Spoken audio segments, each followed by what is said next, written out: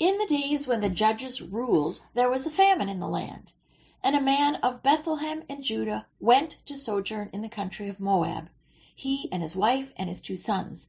The name of the man was Elimelech, and the name of his wife Naomi. But Elimelech, the husband of Naomi, died, and she was left with her 2 sons. These took Moabite wives. The name of the one was Orpah, and the name of the other Ruth. And both Mahlon and Chilion died, so that the woman was left without her 2 sons and her husband. Then she arose with her daughters-in-law to return from the country of Moab, for she had heard in the fields of Moab that the Lord had visited his people and given them food. So the 2 of them went on until they came to Bethlehem. So Naomi returned, and Ruth the Moabite, her daughter-in-law, with her. Now Naomi had a relative of her husband's, a worthy man of the clan of Elimelech, whose name was Boaz. And behold, Boaz came from Bethlehem. And he said to the reapers, "The Lord be with you." And they answered, "The Lord bless you." Then Boaz said to his young man who was in charge of the reapers, "Whose young woman is this?" And the servant who was in charge of the reapers answered, "She is the young Moabite woman who came back with Naomi from the country of Moab." Then Boaz said to Ruth, "Now listen, my daughter, do not go to glean in another field, or leave this one, but keep close to my young women. Let your eyes be on the field that they are reaping, and go after them. Have I not charged the young men not to touch you?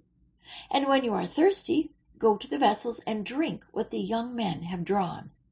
Then she fell on her face, bowing to the ground, and said to him, "Why have I found favor in your eyes, that you should take notice of me, since I am a foreigner?"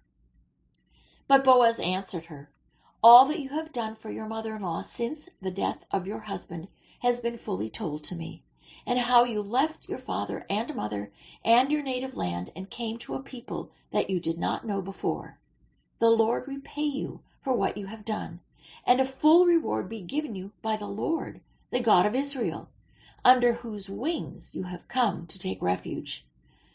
Then she, Ruth, said, "I have found favor in your eyes, my lord, for you have comforted me and spoken kindly to your servant, though I am not one of your servants." So she went down to the threshing floor and did just as her mother-in-law had commanded her. At midnight the man, Boaz, was startled and turned over, and behold, a woman lay at his feet. He said, "Who are you?" And she answered, "I am Ruth, your servant. Spread your wings over your servant, for you are a redeemer. And now it is true that I am a redeemer, yet there is a redeemer nearer than I. Remain tonight, and in the morning, if he will redeem you, good, let him do it. But if he is not willing to redeem you, then as the Lord lives, I will redeem you." Now Boaz had gone up to the gate and sat down there, and behold, the Redeemer of whom Boaz had spoken came by. But the Redeemer said, "I cannot redeem it for myself, lest I impair my own inheritance. Take my right of redemption yourself, for I cannot redeem it." Then Boaz said to the elders and all the people, "You are witnesses this day that I have bought from the hand of Naomi all that belonged to Elimelech, and all that belonged to Chilion and Mahlon. Also Ruth, the Moabite, the widow of Mahlon, I have bought to be my wife, to perpetuate the name of the dead in his inheritance." So Boaz took Ruth, and she became his wife, and she bore a son. Then the women said to Naomi, "Blessed be the Lord, who has not left you this day without a redeemer. For I know that my Redeemer lives, and at the last he will stand upon the earth."